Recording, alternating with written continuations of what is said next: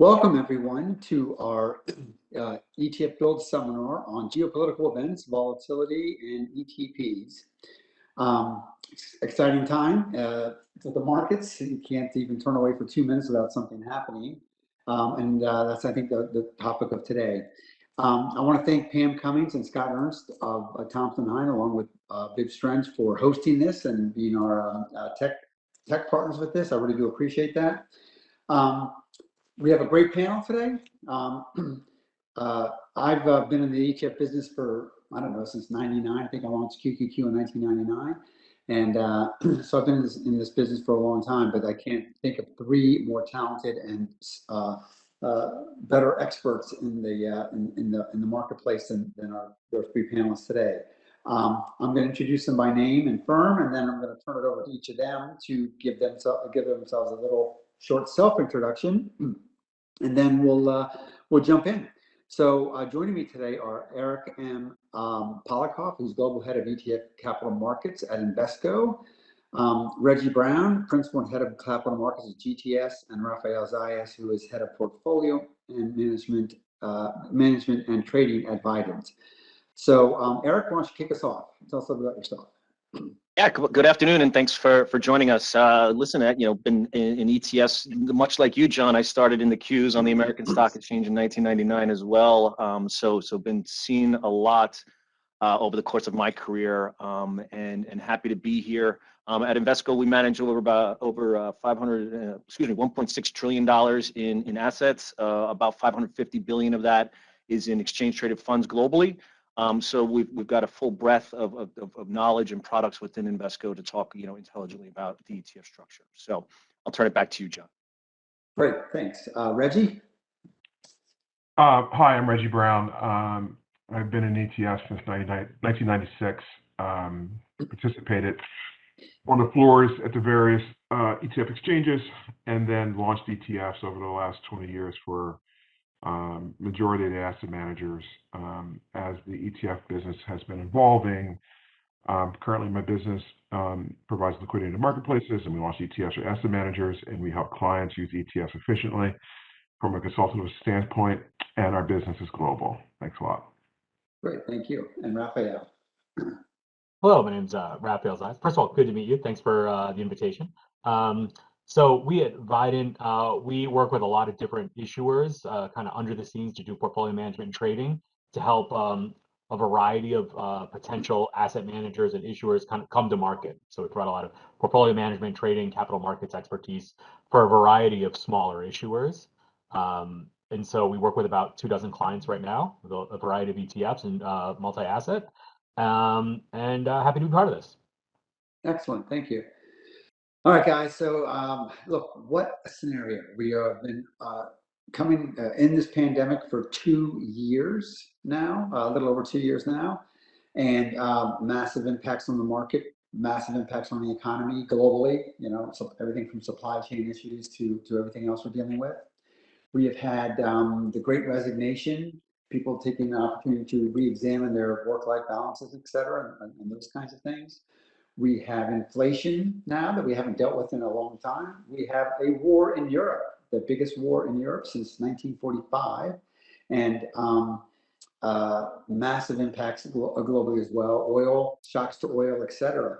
So let's discuss that from your perspective on this entire environment, and please weigh in on anything else I missed or any of the other events. But let's start off with just pricing of securities and market dislocation. How does that work or not work, or what's driving that today? And you can be as specific as you want on ETFs or go to individual securities. You guys are all market experts, so let's discuss pricing of securities during market dislocations. And Reggie, why don't you go first? Well, I think there's a lot there that you just glazed over and needs to be unpacked. So I'll just, I'll take a small bit of this. It's unique over the last 5 weeks, particularly with respect to Russia. There hasn't been a situation where we've seen government action essentially take the market cap of a foreign government's securities market down to zero. and then basically frozen securities where customers can't transact, and that you have open positions on the books that are essentially frozen, and you don't have market access. The market access piece, that's happened before, but I think to the respect of government sanctions and how the world has reacted to the securities markets, it's unique. I think this underlies the associated risk of understanding the risk associated with investing in certain asset classes, particularly markets. I think this also highlights the risk of ETFs. You know, they're not just simple structures. They are simple structures, but they're complex investments inside these structures. And I think individual retail investors need to have an understanding of that, a deeper education around it. And then as asset managers build products, you know, just how it behaves. When you talk about liquidity provisions in this marketplace, I will highlight nothing more than the Chinese market currently. I just had a conversation 45 minutes ago about Chinese ordinary shares are moving 6 and 7% a day, and the ETFs associated with it are also moving at a clip, and it's very difficult to keep the expectations of asset managers and clients where they're used to seeing, you know, 10 basis point wide markets to the respective bid ask. Now you're seeing percent wide just because of the volatility is so great. And I think that, you know, there needs to be education around just what the true risk is and then what we're facing, particularly in Chinese sectors. You know, they're thinly traded, they're thinly sliced. And then from the perspective of understanding just, you know, just the liquidity provision around that, it's changed dramatically, you know. So I'll stop there by saying buyer beware. Asset managers need to understand as they're composing portfolios, you know, how they be priced in the marketplace. And then oddly, this is very akin to mutual funds. Mutual funds are using ETFs to price and to adjust prices. You know, so the marketplace is dynamic, and they're using everything to come up with a fair price. But I think that's important to understand liquidity has changed. Excellent, thank you. Eric, why don't you weigh in? Yeah, I agree with obviously with a lot of what Reggie has said. You know, I'd be careful to use the word complex right now, though, with regards to ETFs in general. But there are definitely nuances to certain markets that are being uncovered, right? And if we just take it back, Russia 5 weeks ago, you know, the industry in general had to kind of deal with multiple decision-making processes around Russia specifically. You know, one, was it equity-based or was it fixed income when the Russian markets closed, right? If it was equity-based, did you have ADRs, GDRs, or locals, and were they sanctioned, right? So there's that sort of decision-making tree that needs to be answered.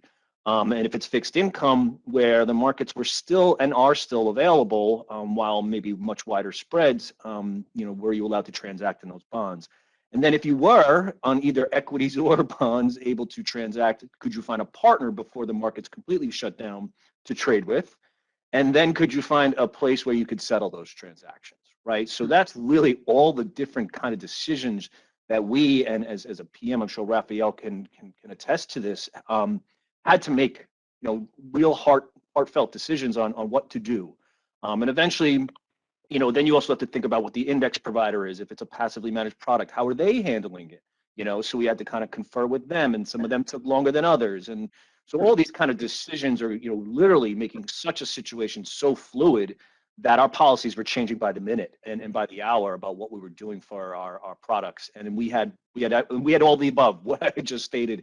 We managed 237 products in the US alone. So we had a ton of exposure to some amount of Russia, is my point. So, and then, you know, our expectations within those products where there was Russian exposure, and at the highest level on our equity space, it was about 7%. So it wasn't tremendous, but we expected, you know, some widening out of secondary markets for our investors, and we had to have conversations with them. And one of the largest owners of them we had a daily conversation with, you know, of that product. So again, I think it's important that we think intelligently about how to handle these situations and explain to our client base that these things are fluid and that, we need to be cognizant that this is not a quick, silver bullet answer to any one specific problem. And to Reggie's very, very initial point, it's so unique on exactly what happened here with Russia specifically.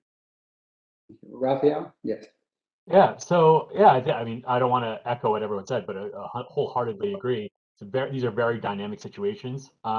I think the only other thing, one of the things, the key issues that I would add is that, especially when you're talking about emerging markets, yet another consideration is the currency risk. And so, in particular, now you can see Russia is trading right now in rubles. A lot of Russian securities are trading. That does not mean that we can transact in Russia or we could buy the rubles to settle those trades, even if we could, right? So there are a lot of nuances in this stack of concerns.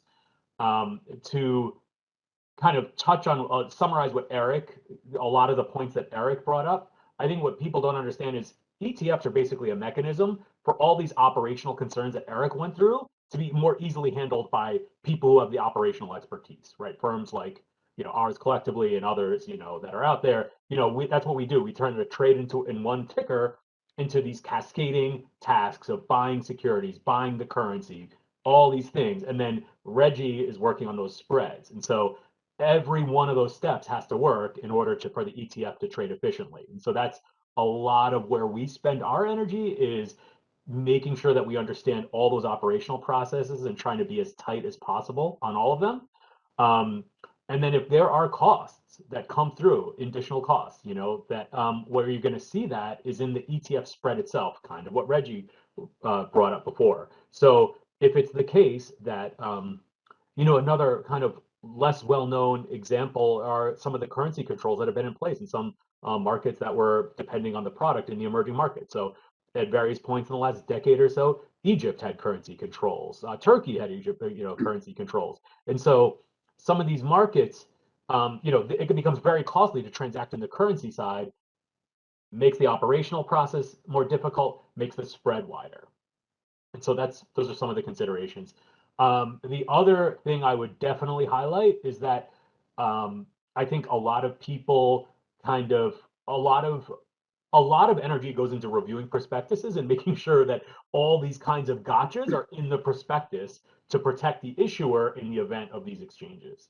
So if you are on the more cautious side, or everyone generally should read the prospectus for something you're buying, but I mean, it is true that these are not just, we all collectively go through this exercise of putting energy into what the prospectus looks like to protect ourselves and the investors, so that there's some of this stuff is disclosed. So it's not the case where some of the emerging markets where it's the risks, some of the risks associated with Russia or emerging markets, these are disclosed, and we collectively put a lot of energy and a lot of legal hours go into those documents. And I think it's important for people to realize that's not just we're not just doing that because we enjoy it. We're doing it to cover for these kinds of situations.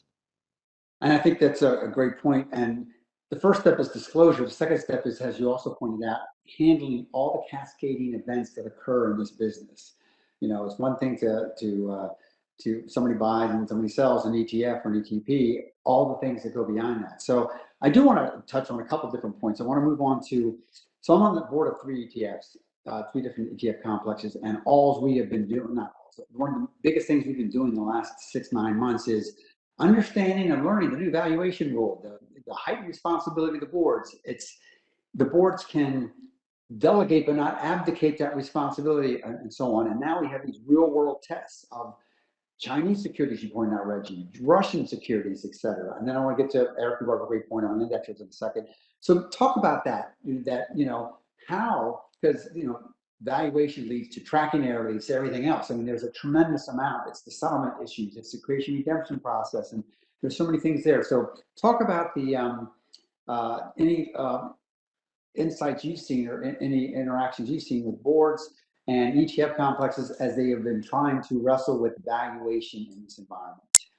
Eric, why don't we start with you on this one? Yeah, and John, obviously the last 5 weeks have proven the mettle, so to speak, of the importance of a strong valuation team. and their methodology. So at Invesco, we have a team that is independent of any of our investments. So they're not part of the mutual fund group. They're not part of the ETF group. They're not part of the UITs or closed-end funds. They're a separate standalone group that makes important decisions on the valuation of securities, and getting Russia down to zero was an important decision that had to be made, for example. And then again, to your point, how important is that to talk to the board about how you came up with that zero value, right? It's just as important about why you did it. So to your point, the valuation process for any investment now has been clearly highlighted over the last 5 weeks, and will continue to be so until there's real access for non-Russian investors. But I think, yeah, it's definitely an integral part that many people don't think about very often, because of the day-to-day processes of running an exchange-traded fund. Generally don't always deal with them. Right, we're not seeing 3 to 7% moves in stocks, or things being now worth zero very often. So it is definitely part of the process now that is being very much highlighted this year. Rafael, what's your guys' experience? Yeah, so kind of like Eric alluded to, I'm not typically involved with the valuation, other than providing some, maybe some market intelligence, maybe some input to the value for what the valuation committee may want to consider, because that's really that should, in theory, the valuation of the fund should be independent of the portfolio management team that's implementing it, right?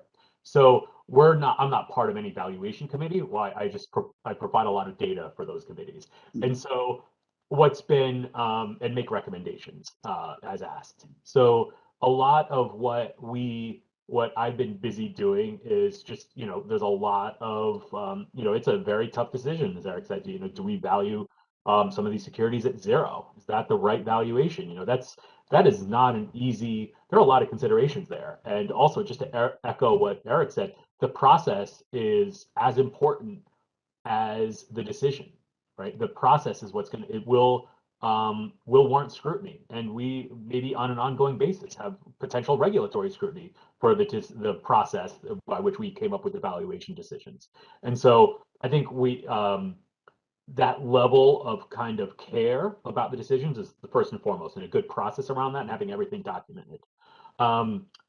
Having said that, from my perspective, it's been really interesting about all the creative ways you can pull together data to kind of estimate a fair valuation, right?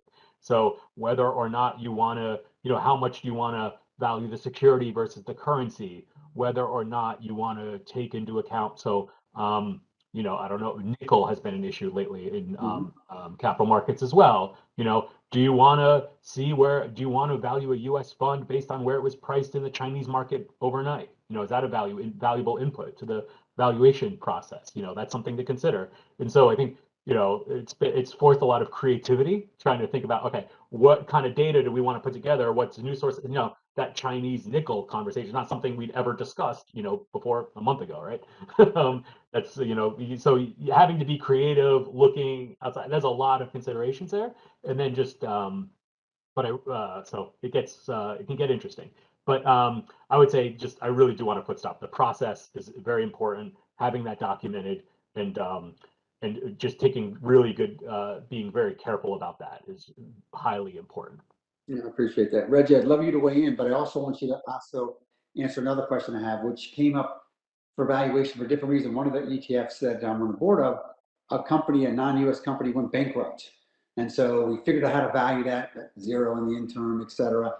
But there's all these securities there's these securities that we're now valuing at zero or a penny, and we'll talk about that in a second. And that's got to have impact on the creation redemption process, carrying those securities for a period of time, et cetera. So, you've got the most experience here, Reggie, and certainly from the market side. Please let us know your thoughts on this whole topic. But that's one of the ones we've been wrestling with as well. Well, I think, first of all, the SEC adopted in 2020 under the 40 Act rule, Rule 2A5, which says basically the advisor has to have a valuation designee, like how to come up with a valuation, but and report to the board of independent trustees, right? So when you look at that, it's really about process. And then from a market, so I can wear, first of all, I wear multiple hats. So I can talk through different lenses here. So from the advisor standpoint, which I've never been an advisor, but I'm on an independent trustee, so I see it from board, but I see it from this perspective.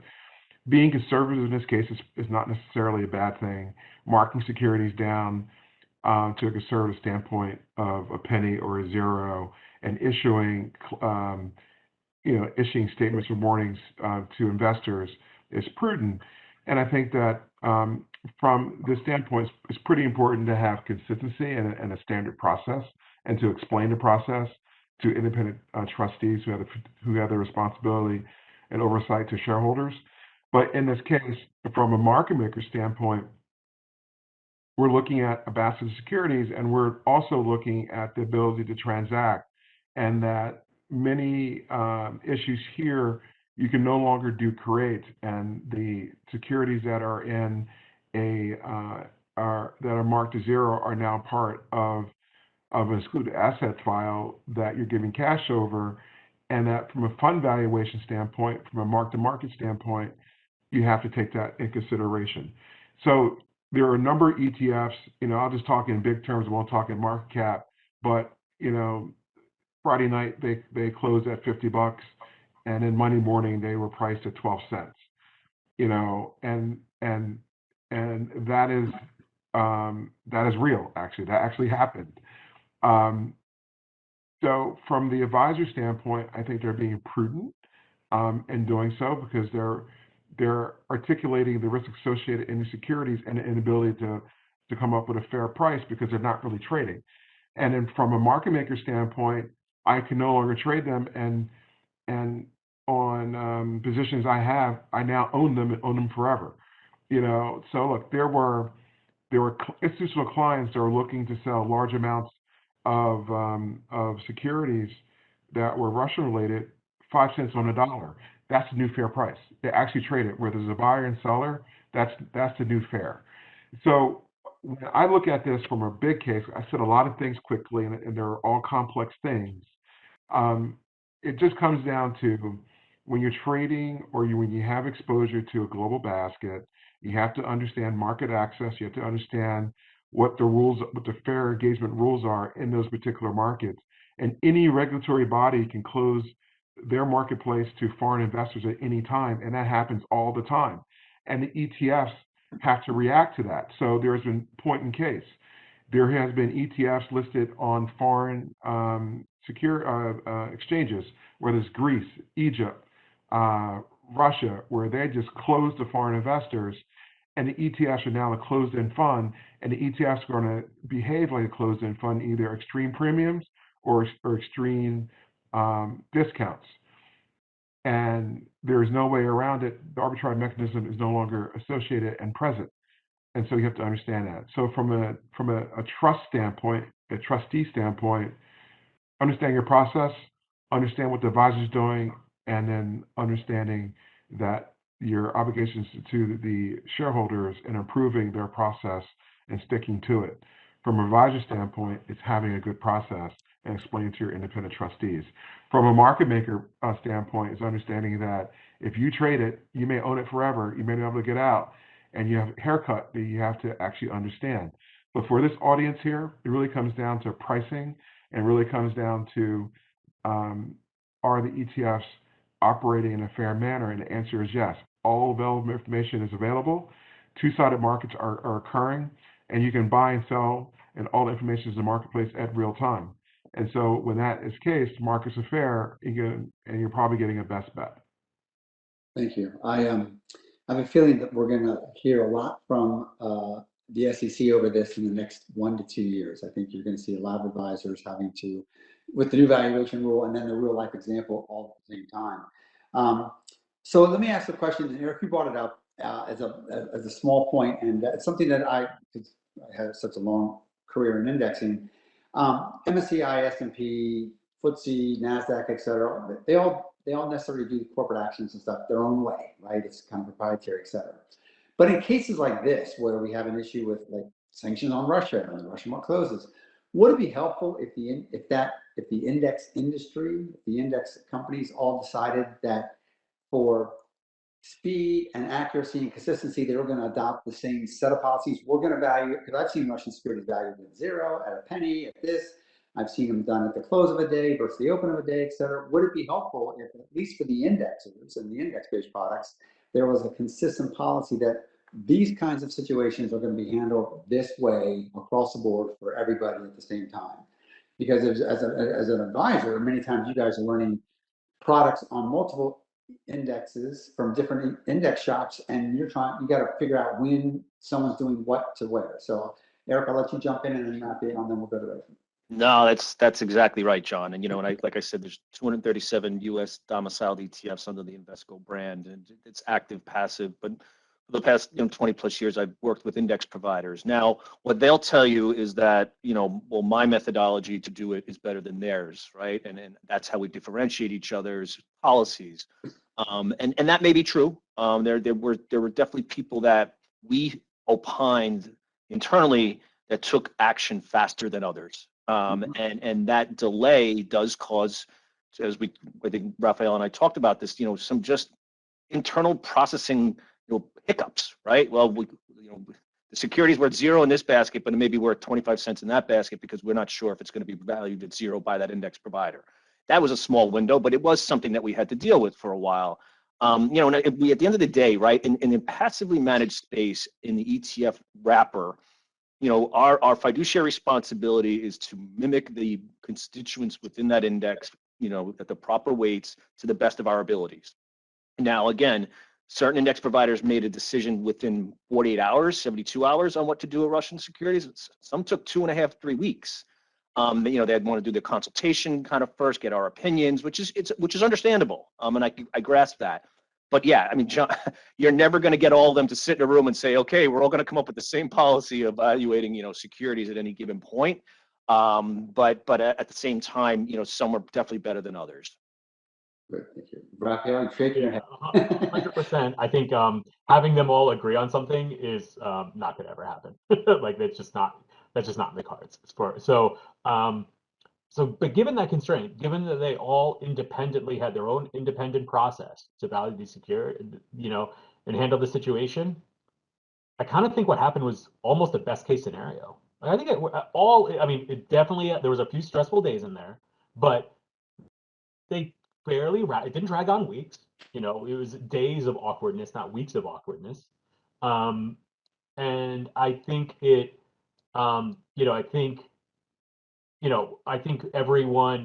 I think it became obvious, so one of the index providers had a consultation period that made them announce after some of the other large ones.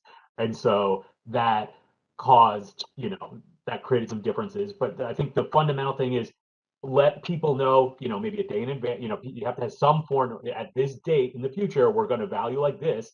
That is the most important thing. That occurred across the board, I think, for all the major index calculators. So that was great to see. The valuations are very similar, whether at or around 0, they all value those securities way down to remove from the index to reflect the fact that these securities were not practically marketable, right? We could not actually sell those if we wanted to. And so I think, it's maybe one of them, maybe the consultation period was a little bit more drawn out than it needed to be. I think it became clear what was going to happen before everything was announced, but I think all in, it worked reasonably well. There was enough transparency about what was going on, so I don't think even where we knew we were waiting, we knew it was the case. We expected an announcement. We knew there was a consultation period, and then we were just waiting the results. But I think overall, it worked about as well as it could have, given all the different players involved and how particular they all are, and how important it is for each of them to do it their own way. Reggie? I don't know. I mean, this has been such a unique situation here.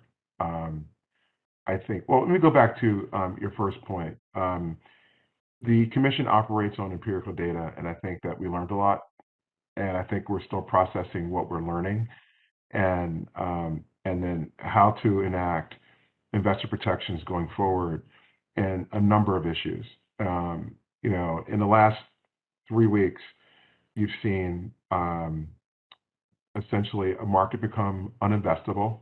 You've seen index providers classify that and remove them from indexes real time.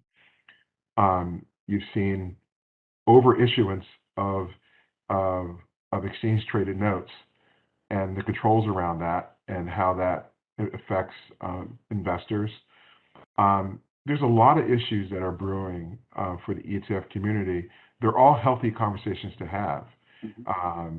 And you know, the commission and the ecosystem thrives on healthy debate on overall investor protections, and then how to deliver the best-in-class products into the marketplace that are suitable for all investors. And I underscore suitable for all investors.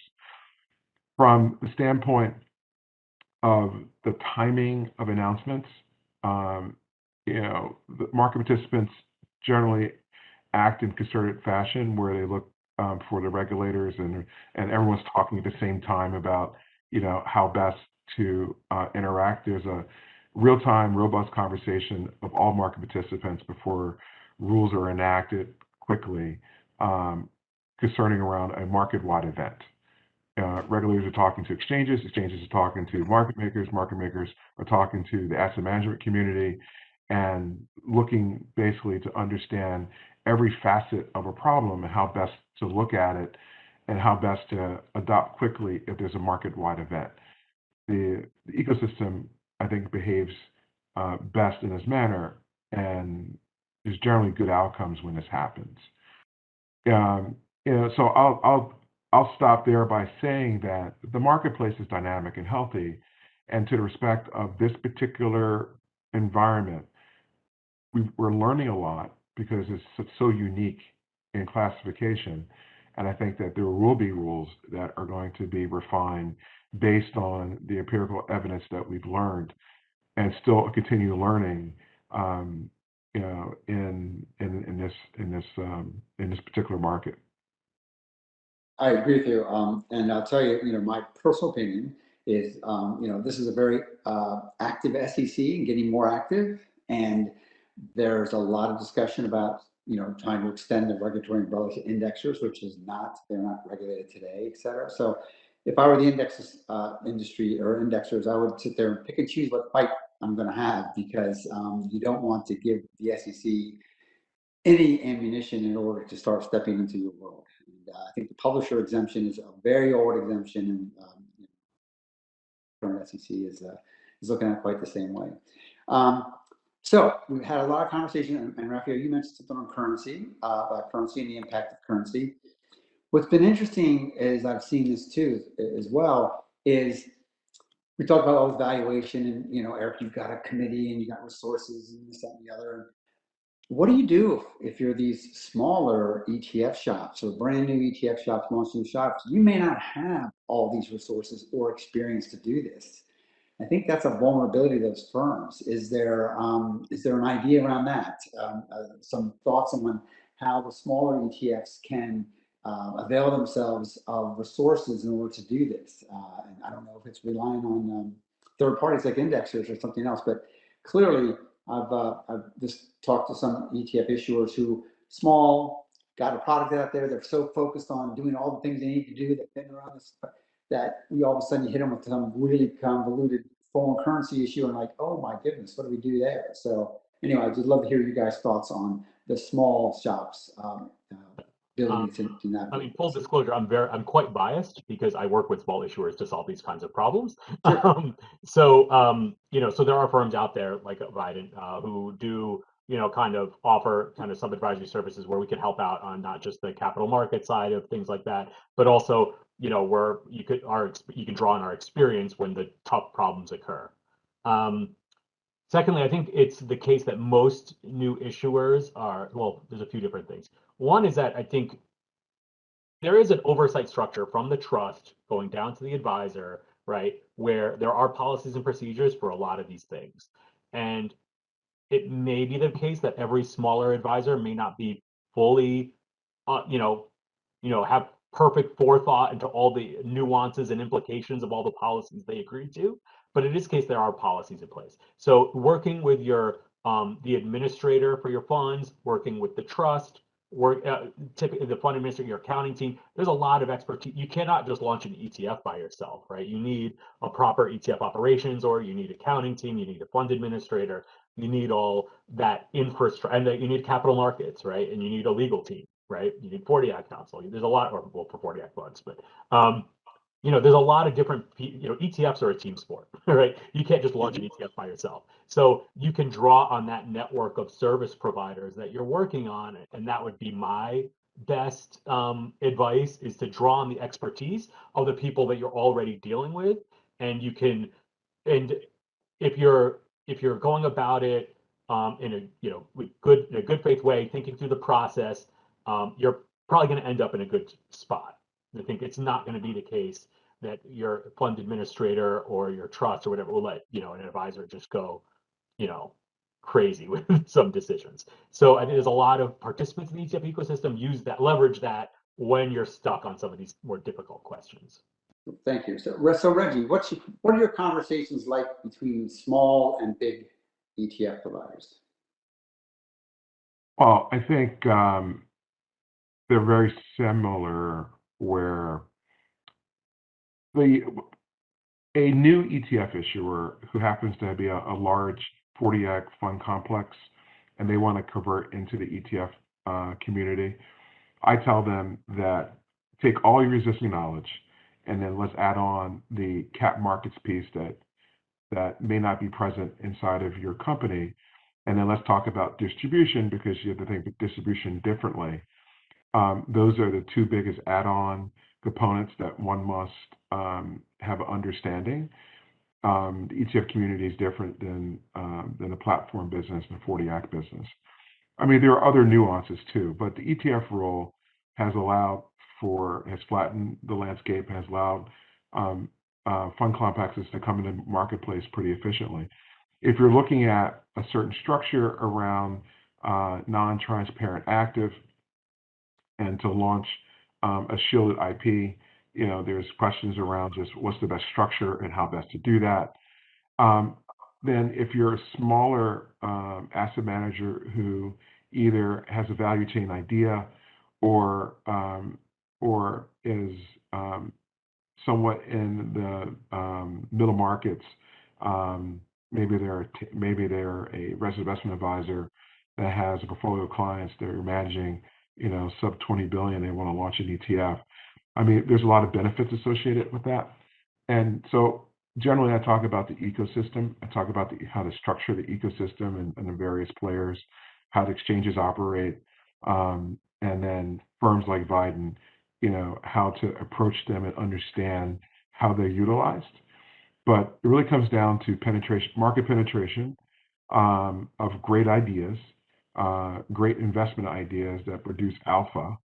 And then I really focus on the complexity. There's a lot of ETF providers, would-be ETF providers, are looking to use equity derivatives or futures or multi-asset class combination of that. And then and I talk about the complexity of that from an approval standpoint on the platforms, and then suitability for retail investors, and then lastly, how best to price. So the conversation is very dynamic. I do agree with Rafael. The ecosystem is very supportive. This is one place where you get a whole lot of free information for everyone, and everyone's eager to see you succeed, because invariably you're going to touch upon the various components of the ecosystem to help you thrive and achieve your goals. So market makers and EPs like myself, where we help launch, we're very focused on the underlying asset class, the liquidity of them, and then we're focused on your approval chain with your legal counsel to walk through the process, whether you're using a third-party process like Vident to use one of their trusts to launch it to the ETF landscape, or you're converting a mutual fund series into an ETF trust, or doing something brand new. We can talk in those aspects. Eric, your thoughts? You're not a small firm, you're a big firm, but give me your thoughts.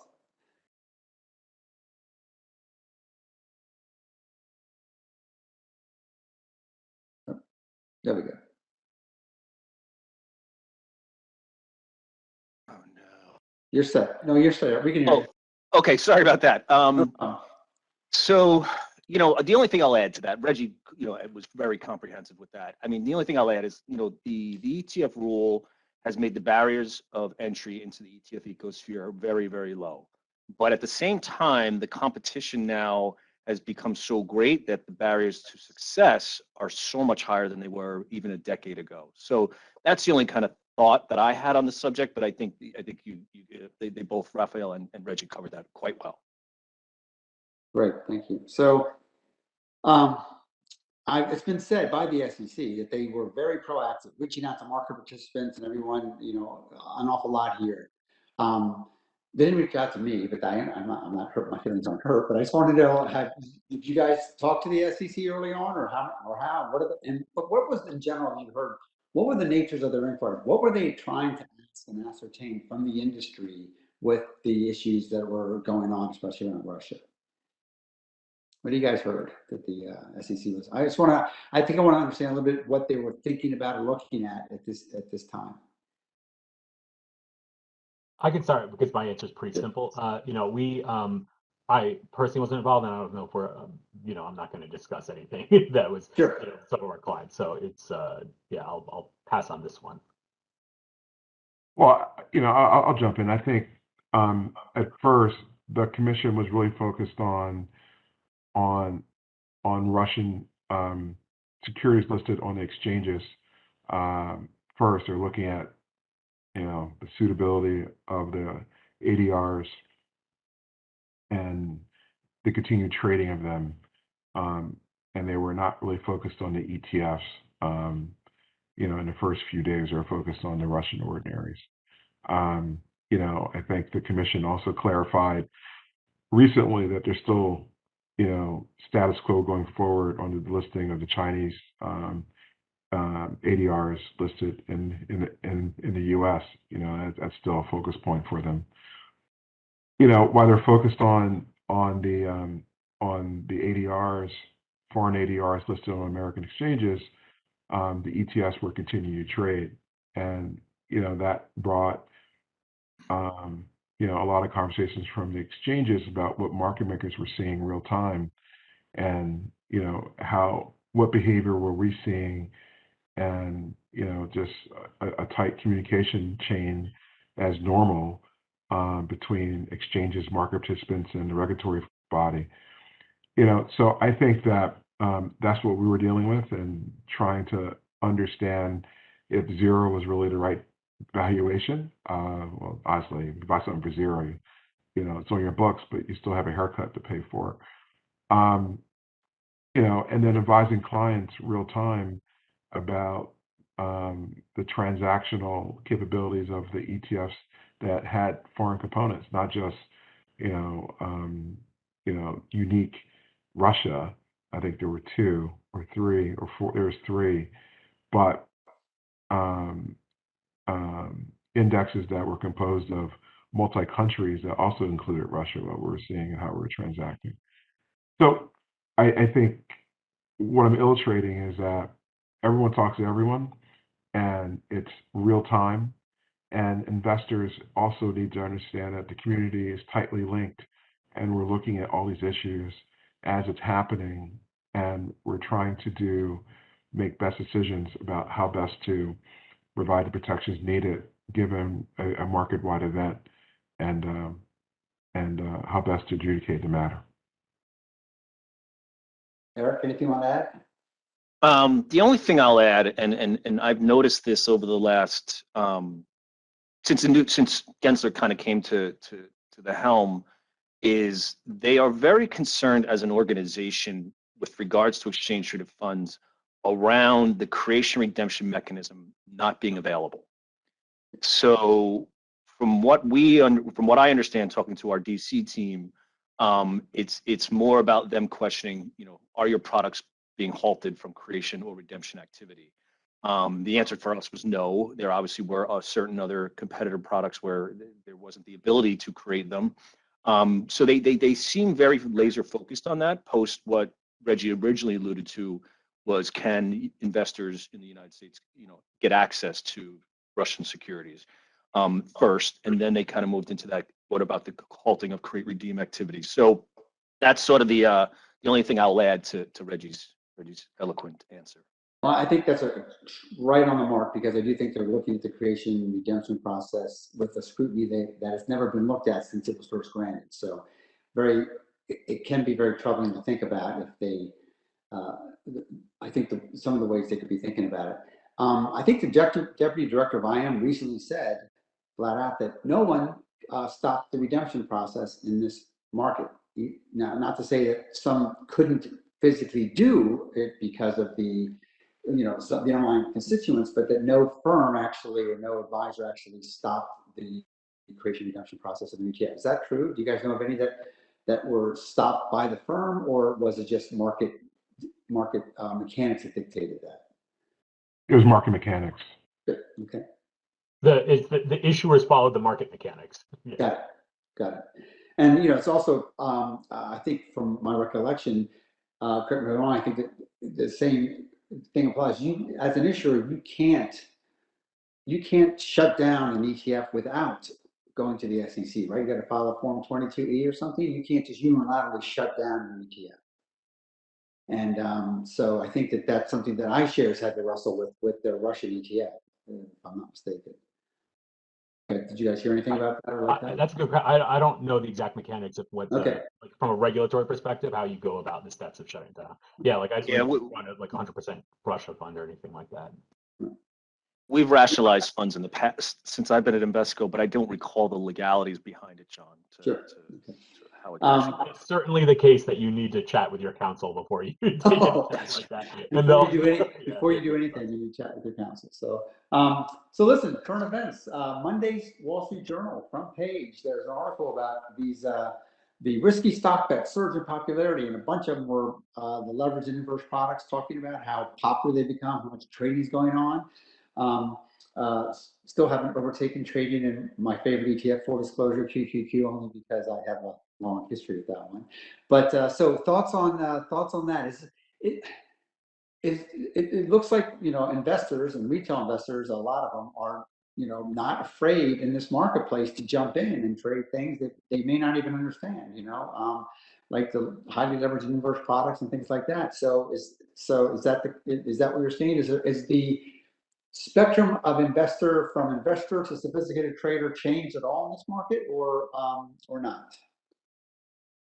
So my 2 cents is, and I lost my video, so I can't. I think you guys can see me, but We can see you. Yes. right. So this thing in my hand, via an app, has made an entirely new generation of investors, right or wrong, and whether there should be guardrails around the capabilities that they now have access to, is up for a great debate, particularly in the ETF industry specifically. But my point here, though, is that my 19-year-old son, who I'd say probably a decade ago, when I opened up a Schwab account for him, he would tell me which stocks he wanted to pick. Now he opened up a Robinhood account. And he does it all himself on his phone, right? So just to show, even within the last decade, where we've come with accessibility to markets, to products, is so easy right now that there may need to be a conversation. Well, there's definitely going to be, and there is an ongoing conversation right now around that accessibility. And then you throw in low costs, right? So there's no transaction fees except for the spread, right? And so again, these types of things have all built up this entirely new client base that may not be the most educated, that may actually be more educated than me, for all I know, and that may think that they have infallible ideas on how to invest their dollars. The industry has given them access to do that, and that's sort of where we need to have a conversation. Reggie, Rafael, either one of you want to weigh in?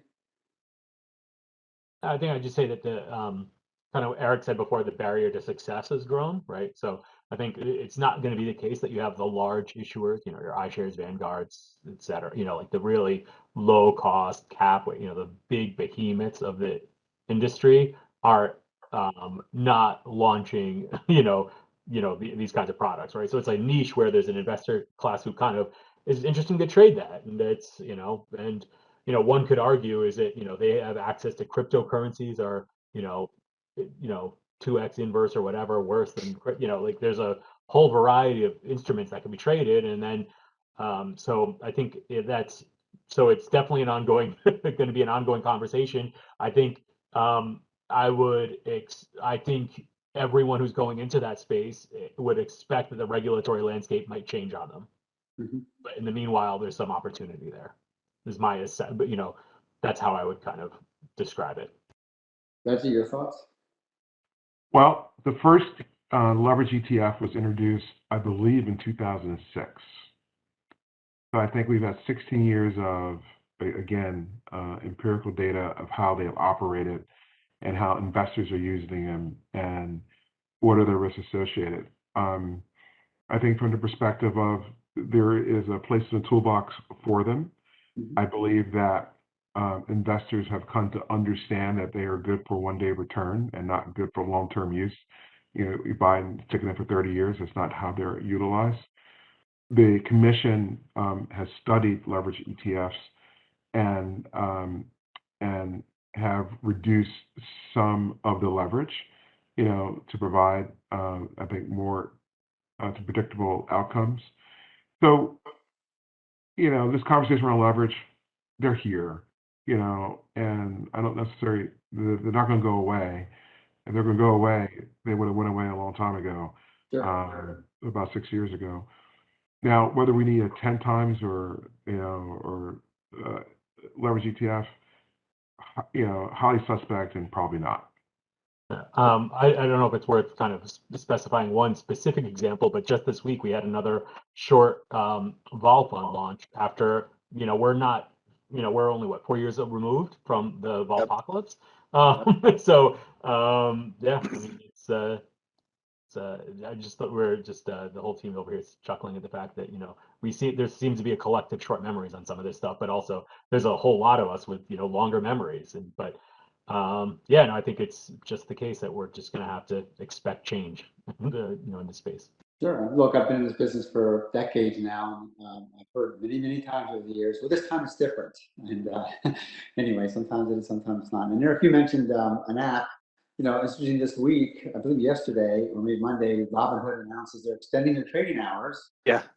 And they're up 24%. So, like you said, and I know plenty of young investors who are using that app and just swiping away. So it is. I think it has changed. And we'll have to see the long-term implications of that.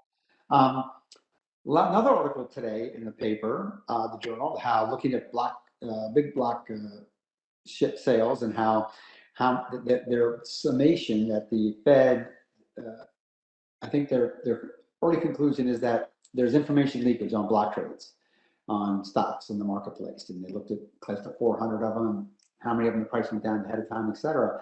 But when you look at the list and everything I could find, ETFs weren't on this list. And I think that's a testament to both the structure of an ETF and the fact that it has a couple of other mechanisms such as creation redemption, and it also has the structure of for product types on index, a different pricing mechanism as well, the basket mechanism. So I just thought I'd give, last comment, it's a great way, but I think that it's another, just another strong proof point of these, the really strong structure that surrounds ETFs today and that have been around for all these years now, and that the mechanisms work, et cetera, and that any changing or any looking at that should be done very delicately, because I think creation redemption process has proved it does work and has worked very, very well since spiders. And anyway, so that's our last thing. So you guys each opine on that, and then we'll call it a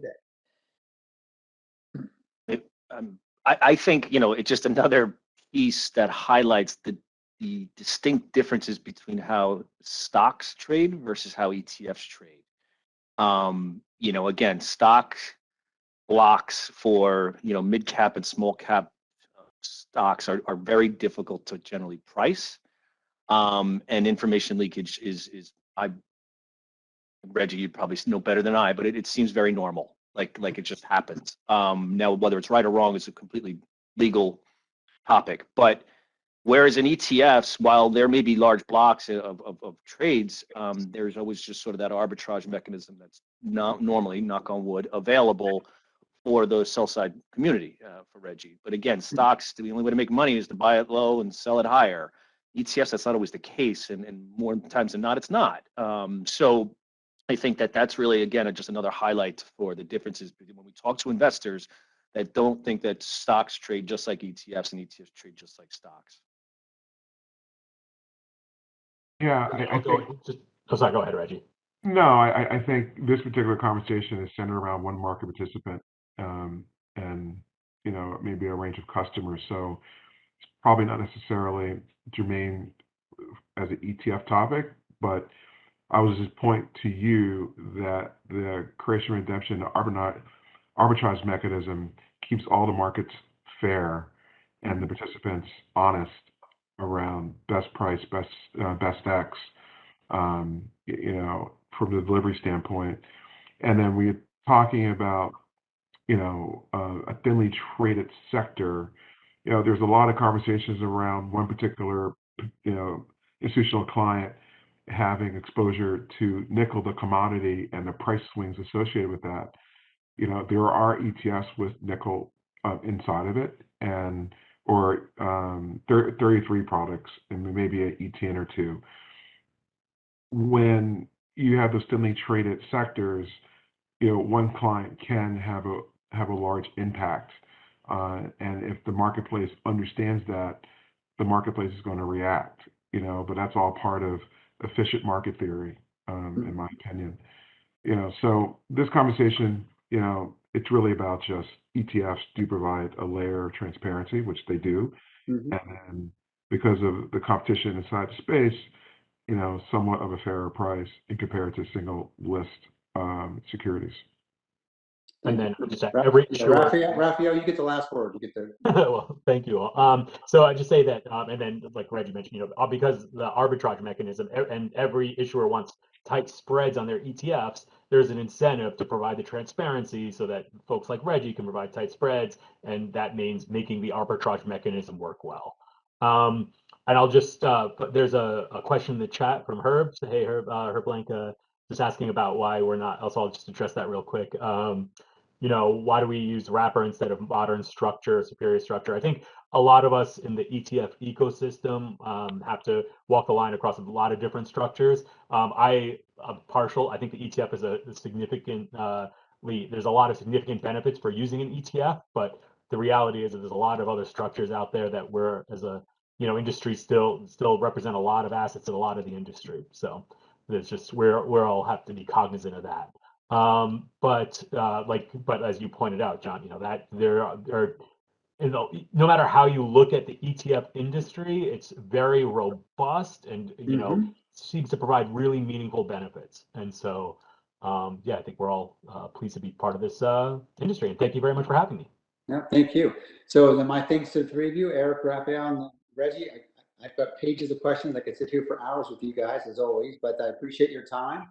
And any of our audience members want to just follow up, shoot us an email, and we'll be happy to follow up. Thanks, guys. We appreciate it.